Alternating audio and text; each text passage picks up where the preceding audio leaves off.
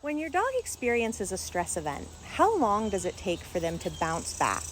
I specialize in working with dogs who are dysregulated, meaning their stress levels are already sitting at a higher baseline than is ideal. And these dogs often struggle with resilience to stress, meaning that it takes them longer than an ideal period of time to bounce back after a stress event. And that keeps their window of tolerance smaller for longer. It keeps their stress levels higher for longer, which is a problem not only for behavioral health, but also mental and emotional health and physical health.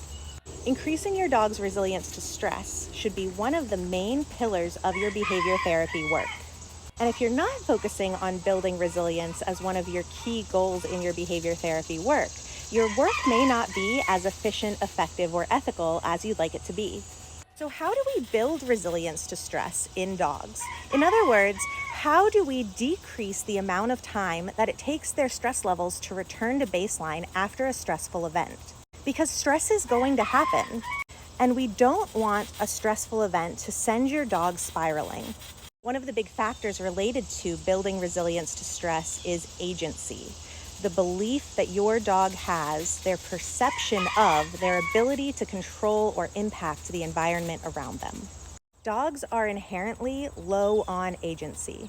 We often misunderstand or misinterpret their communications, and we make their entire life. We decide when and where they play and sleep and eat. We often touch them without consent.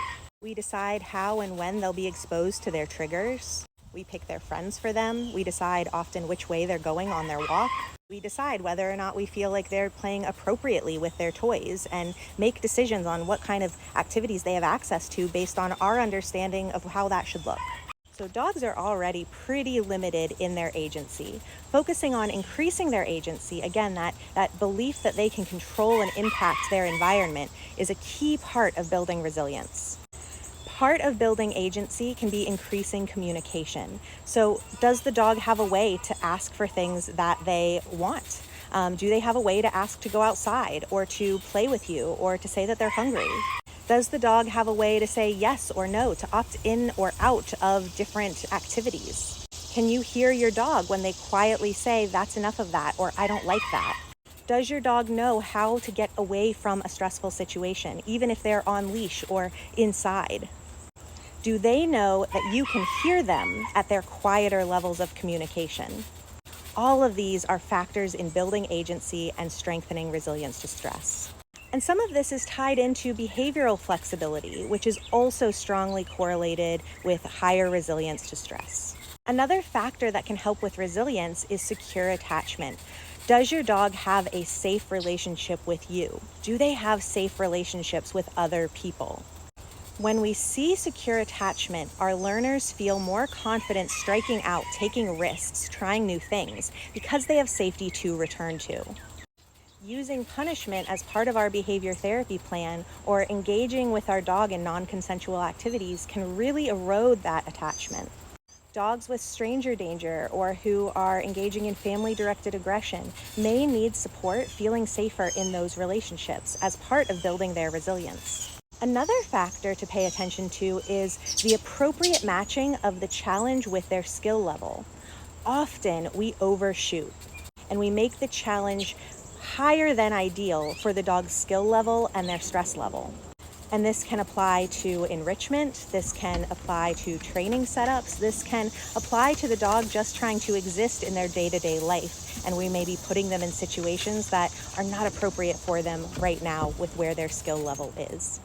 Appropriately matching the challenge with the skill level and the current stress level is a key part of building learned industriousness and building resilience to stress. Predictability can be another really key piece to building resilience to stress.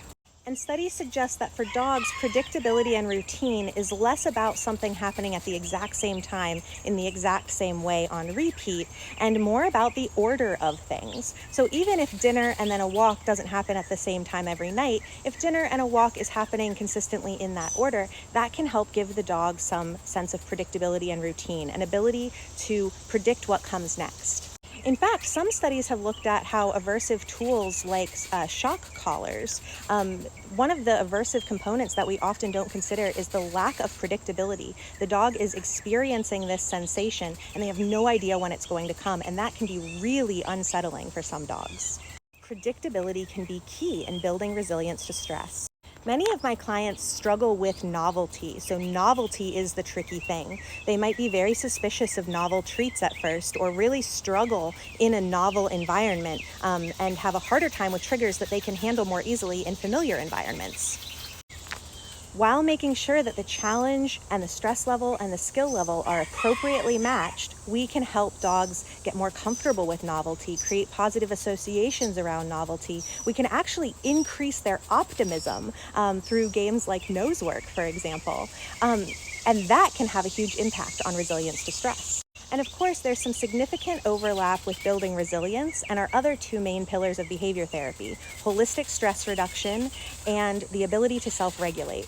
So if your dog has access to coping skills and they're at a low enough stress level that they can access those coping skills, and they have the opportunity to engage in calming enrichment, stress relief, something akin to breath work or meditation or yoga or going for a run for us, but done in a way that supports them as a dog in bringing their stress levels down, opportunities for appropriate levels of sleep and rest, play, all of these factors, of course, also influence a dog's resilience to stress. And so we can support a dog who maybe at one time took months or weeks or days or hours to come down from a stress event and support them in coming back to themselves, back to that baseline in minutes instead.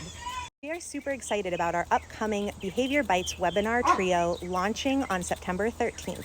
These 3 live 90-minute webinars will each dive into a different pillar of behavior therapy. The first is that holistic stress reduction, the second is self-regulation, and the third is all about resilience to stress. We'll do a deeper dive into all of these topics. We'll talk about building our own resilience to stress. We'll talk about common pitfalls that folks engage in that can actually make things worse when they're trying to build their dog's resilience.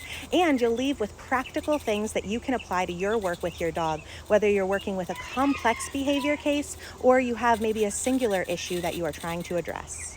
Hope to see you there.